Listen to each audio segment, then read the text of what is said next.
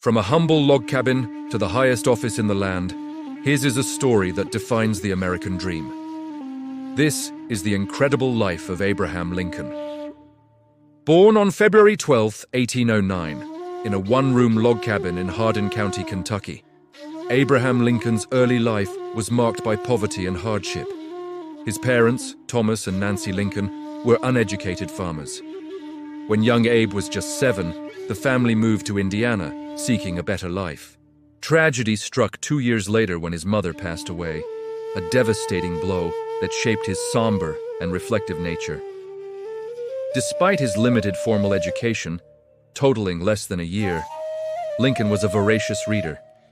He devoured any book he could get his hands on, from the Bible to Shakespeare, often reading by the light of the fireplace after a long day of farm labor.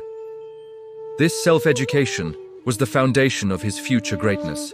He learned to write, to reason, and to articulate his thoughts with a clarity and power that would one day move a nation. As a young man, Lincoln tried his hand at various jobs. He was a shopkeeper, a postmaster, and even a skilled wrestler.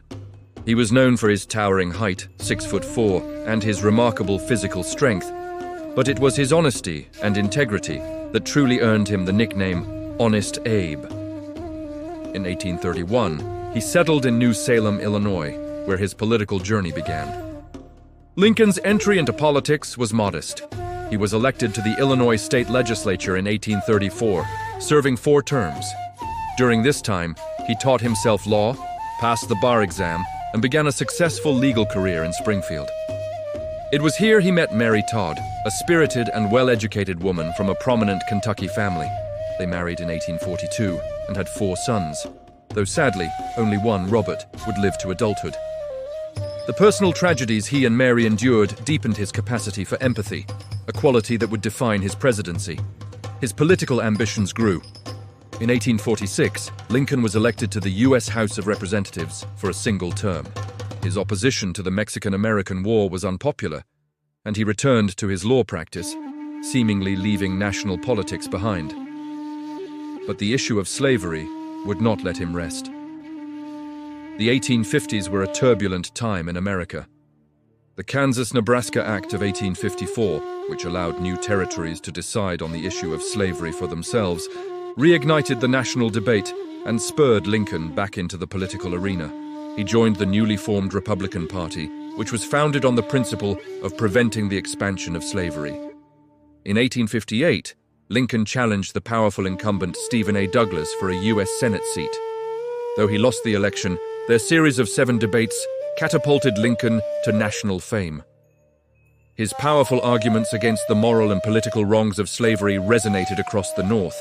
In his famous House Divided speech, he declared, "A house divided against itself cannot stand. I believe this government cannot endure, permanently half slave and half free." 2 years later, in 1860, the Republican Party nominated him for president. The country was fractured. Lincoln won the presidency without a single Southern electoral vote. Before he even took office, 7 Southern states seceded from the Union, forming the Confederate States of America. The nation was on the brink of collapse. On March 4, 1861, Lincoln was inaugurated as the 16th president. In his first inaugural address, he appealed for unity, pleading with the South. "We are not enemies but friends. We must not be enemies." But his plea fell on deaf ears. A month later, Confederate forces fired on Fort Sumter, and the Civil War began. The war years were the most challenging of Lincoln's life and in American history. He faced immense pressure, military setbacks, and political opposition. He was a hands-on commander-in-chief, studying military strategy and often clashing with his generals. His primary goal was always the preservation of the Union. He believed secession was illegal and that the Union was perpetual. As the war raged on, Lincoln's views on slavery evolved. Initially focused on preserving the Union, he came to see that ending slavery was a moral and military necessity. On January 1, 1863, he issued the Emancipation Proclamation. While it didn't immediately free all enslaved people, it was a monumental step. It transformed the purpose of the war, declaring that a Union victory would mean a new birth of freedom. It also allowed African American men to enlist in the Union Army, and nearly 200,000 would serve, bravely fighting for their own liberation. In November 1863, Lincoln delivered his most famous speech at the dedication of the Soldiers' National Cemetery in Gettysburg, Pennsylvania.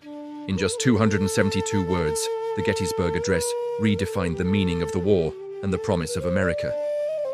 He honored the fallen soldiers and called on the living to ensure that government of the people, by the people, for the people, shall not perish from the earth. By 1864, the tide of the war had turned in the Union's favor, and Lincoln was re-elected for a second term. His second inaugural address is considered one of the greatest speeches in American history. With the end of the war in sight, he sought to heal the nation's wounds, not to punish the South. He urged for reconciliation, with malice toward none, with charity for all. Let us strive on to finish the work we are in, to bind up the nation's wounds. On April 9, 1865, Confederate General Robert E. Lee surrendered, effectively ending the Civil War. The Union was preserved. Lincoln's work was seemingly done.